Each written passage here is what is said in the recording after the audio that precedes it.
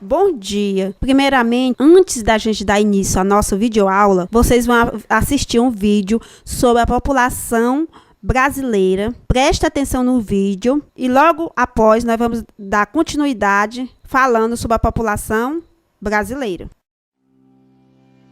Olá! Bem-vindos a mais um vídeo do Olhar Geográfico. Hoje estudaremos sobre a distribuição da população brasileira no território. Então vamos lá! O Brasil é um dos países mais populosos do mundo. No entanto, sua população não está bem distribuída em seu vasto território. O Brasil ocupa a 5ª posição entre os países mais populosos do mundo. Observe atentamente o mapa a seguir. Uau! A China ocupa a 1ª posição entre os países mais populosos do mundo. Ela possui cerca de 1 bilhão e 400 milhões de habitantes.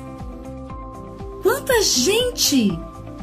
Ocupando a 2ª posição está sua vizinha, a Índia, com cerca de 1 bilhão e 300 milhões de habitantes. Já no Ocidente, vemos em seguida os Estados Unidos, com aproximadamente 320 milhões de habitantes. Em 4º lugar, podemos observar a Indonésia, com 270 milhões de habitantes.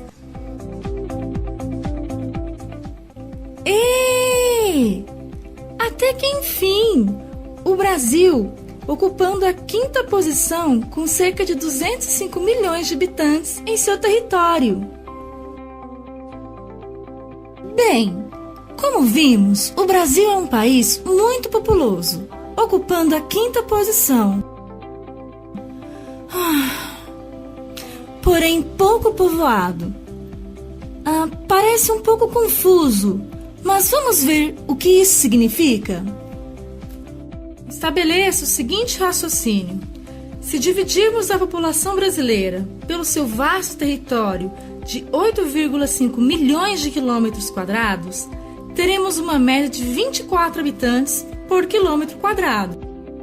No Japão, por exemplo, a realidade é bem diferente, ou seja, se dividirmos os seus 130 milhões de habitantes pelo seu pequeno território de 377 mil quilômetros quadrados, teremos uma média de 344 habitantes por quilômetro quadrado.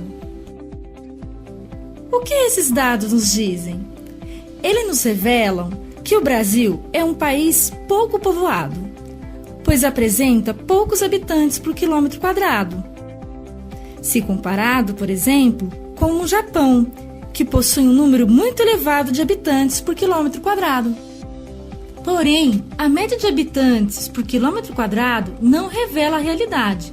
No Brasil, por exemplo, a região sudeste concentra 92 habitantes por quilômetros quadrados, enquanto a região sul apresenta uma média de 50 habitantes por quilômetro quadrado. Já o Nordeste apresenta uma média de 36 habitantes por quilômetro quadrado. Veja só, já o Centro-Oeste apresenta apenas uma média de 10 habitantes por quilômetro quadrado.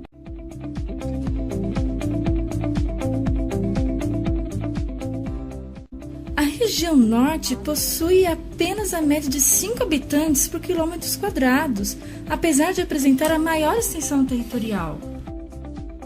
Vamos pesquisar alguns dos fatores para a ocorrência dessa desigualdade na ocupação do território brasileiro. Merecem destaque os fatores históricos, como o processo de colonização, que gerou uma maior ocupação nas áreas litorâneas, assim como os fatores naturais, como as áreas castigadas pela seca, terrenos acidentados, florestas muito densas e etc. Não podemos nos esquecer que os fatores econômicos exercem um papel muito importante na atração e fixação populacional. Dentre eles, podemos destacar a geração de empregos, acesso a produtos e serviços. Este mapa demonstra a distribuição desigual da população brasileira pelo território, resultante de seus contrastes naturais, econômicos, políticos e administrativos. Bom dia, meus queridos alunos. Nós vamos rever novamente, através do slide, sobre a população brasileira. E neste capítulo, nós vamos destacar algumas características, concepções acerca da formação ética cultural da população brasileira. Através do quê? Através de contribuições mais recentes de alguns escritores. Então, pessoal, nós vamos ver como aconteceu a formação da população brasileira, como se formou e até os dias atuais. Nós lembramos que a tia está sempre falando do censo, que é realizado em 10 anos em relação à população brasileira. Nós vamos ver também sobre a taxa de natalidade, mortalidade, a densidade demográfica a nível de instrução, rendimento mensal, trabalho infantil, entre outros. Tudo isso nós vamos ver neste capítulo. Nós vimos que a formação da população brasileira ela aconteceu antes mesmo da chegada dos portugueses. Antes dos portugueses chegarem ao Brasil, aqui tinha cerca de 2 a 5 milhões de indígenas, organizados em tribos. Aí o que aconteceu, pessoal? Depois de 1500, quando os portugueses chegaram aqui, houve um grande genocídio desses índios. Nós também vamos ver nesse texto a chegada dos negros. Então, pessoal, em 1550 a 1850, chegaram ao Brasil cerca de 4 milhões de negros africanos trazidos à força. Esse povo de origem da África Ocidental, de regiões próximas ao Golfo de Guiné, onde está atualmente Nigéria, a Gana, a Costa do Marfim, dentre outros. A maioria desses estudandenses foi trazidos nas proximidades de Salvador, na Bahia. Foram trazidos pelos portugueses para resolver o problema da força da mão de obra. Porque os indígenas, todos nós sabemos, já estudamos história, que os indígenas não eram muito de trabalhar. Só trabalhavam para a sua sobrevivência. Então, os portugueses necessitavam de mão de obra. Então, eles trouxeram os escravos vindo do continente africano. E o que aconteceu, pessoal? Houve uma miscigenação. É o cruzamento entre as etnias, o cruzamento em esses povos. Os indígenas com os negros com os brancos, que originou os mestiços. Ou que nós podemos falar, os pardos, que são os seguintes: os mulato, caboclo e o cafuso, que essa mistura originou essas etnias. Essa mistura de etnias originou outras etnias. Você observa aí no slide de vocês que o mulato, o branco mais o negro. O índio mais o branco forma o caboclo. O índio mais o negro forma o cafuso. Essa é a formação da população brasileira. Esse crescimento natural da população brasileira foi medido através do censo, que é a contagem da população realizada de 10 em 10 anos, que eu falei para vocês bem no início, a contagem do censo, que vai para nossos livros, que fica registrada em nossos livros, acontece em 10 anos. Esse primeiro registro foi em 1500 a 1872, apenas estimativas conseguidas através de relatos. Não foi precisamente o censo demográfico, foi só um registro. Já o primeiro censo demográfico realizado no Brasil foi em 1872. Você observa aí esse gráficozinho aí na página 30 de vocês, ó, o crescimento da população segundo o censo de 1872. Este ano é para acontecer o censo demográfico em nosso país. Um dos fatores que contribuíram para esse crescimento populacional foi a industrialização e a urbanização, pessoal. Que veio com essa urbanização e essa industrialização? Melhores padrões de vida, já que as infraestruturas das cidades eram maiores e melhores do que no campo. Mantiveram as taxas de natalidade e reduziram-se as taxas de mortalidade, o aumento da população e da expectativa de vida. Tudo isso contribuiu para o crescimento da população brasileira. De 1960 aos dias atuais, pessoal, houve uma redução da taxa de fertilidade. Houve uma redução da taxa de fertilidade.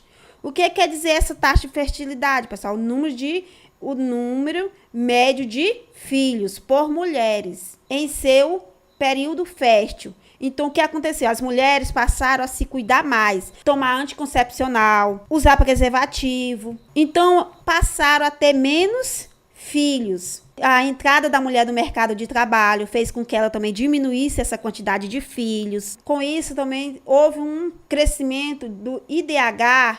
Vocês observam esse gráfico da taxa de mortalidade no Brasil. Você pode observar que o Nordeste, a taxa de mortalidade é mais elevada do que as outras regiões. A região Sul tem a menor taxa de mortalidade, se você observar aí nesse gráfico. Então, investimento na educação, na saúde e na infraestrutura se resulta na menor taxa de mortalidade. Nós vamos falar da migração interna.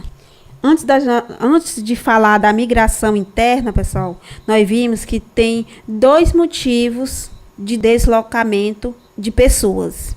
Nós vimos que pode ser voluntário, quando se muda à procura de trabalho e melhores condições de vida, ou quando se abandona o local de origem por causa de guerras, perseguições ou por desastres ambientais. Outro exemplo de quando nós mudamos para outros lugares por procura de melhores condições de vida, quando nós fomos procurar trabalho, a maioria das pessoas que moram no Nordeste se deslocam para outra região, para o Sudeste, principalmente em direção a São Paulo, Rio de Janeiro e outros estados, à procura de melhor condições de vida, melhores trabalhos. Isso é uma forma voluntária, um deslocamento voluntário. As migrações internas, pessoal, as migrações internas, elas acontecem entre regiões. Quem mora no Nordeste vai para o Sudeste, ou quem mora no Sudeste vai para a região Norte. Então, essa migração interna é dentro do país, só que é entre regiões.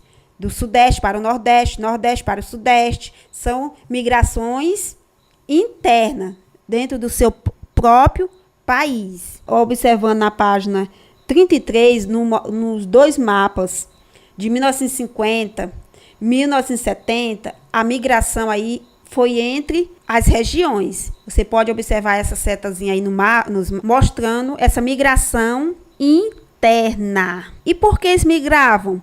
Migravam na expectativa de encontrar melhores condições de vida do que as que tinham em sua região de origem. Então, eles migravam à procura de melhores condições de vida.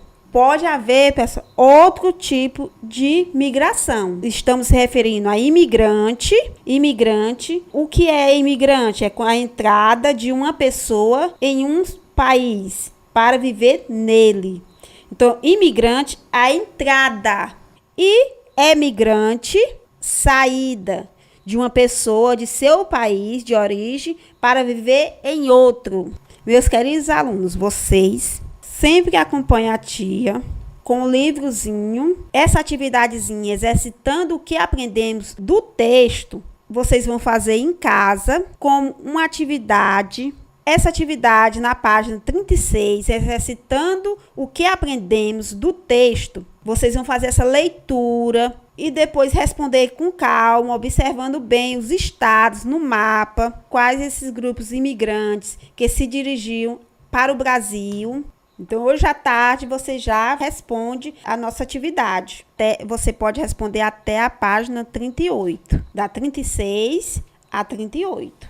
E até a próxima videoaula.